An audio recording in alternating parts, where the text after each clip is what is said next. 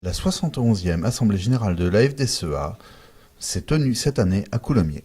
Alban Guillemin-Deschamps, en tant que président cantonal, a accueilli les adhérents dans la salle de la sucrerie.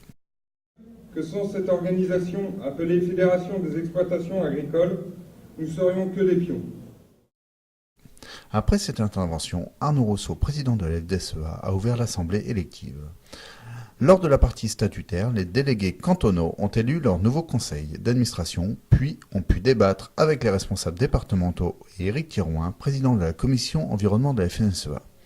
Déchets sauvages, gens du voyage, modèle de l'agriculture seine-et-marnaise, pylônes et sécurité des travaux agricoles, communication de la FNSEA ont été évoqués.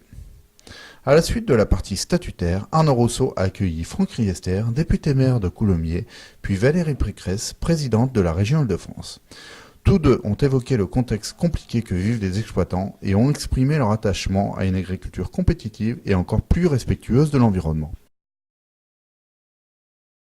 Après ces échanges avec les congressistes, Arnaud Rousseau a profité de la présence des élus nationaux, régionaux et départementaux, ainsi que des représentants de l'administration, pour dresser un constat sans concession de la situation de l'agriculture seine-et-marnaise et des crises économiques, sociales et morales que traversent les exploitants.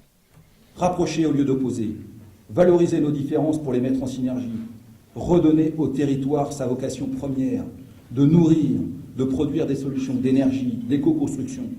Le temps presse. Vous voyez, chers adhérents, la FDSEA est sur tous les fronts. Elle ne recule sur rien. À sa place, elle continue à proposer, à accompagner, à promouvoir.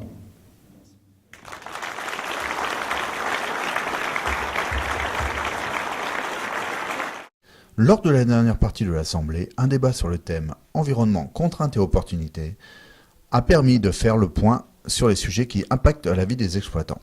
Anne Chalarché, présidente de la commission agricole au conseil régional, a développé les axes que la région Île-de-France souhaite porter. Au-delà des constats, les participants à cette table ronde ont présenté les actions conduites par les agriculteurs. Certaines sont pleines de bon sens, mais d'autres demandent des investissements personnels et financiers. Pour expliquer le décalage que vit l'agriculteur par rapport à certaines demandes de la société, les adhérents du canton de Rebais, sur un ton humoristique, ont présenté un exemple pour lequel les agriculteurs ont le sentiment qu'il est préférable de protéger le crapaud à ventre jaune alors que les éleveurs du secteur risquent de tout perdre. Il est indispensable de privilégier la survie des exploitations tout en protégeant certains enjeux. En aucun cas, il ne faut opposer les deux.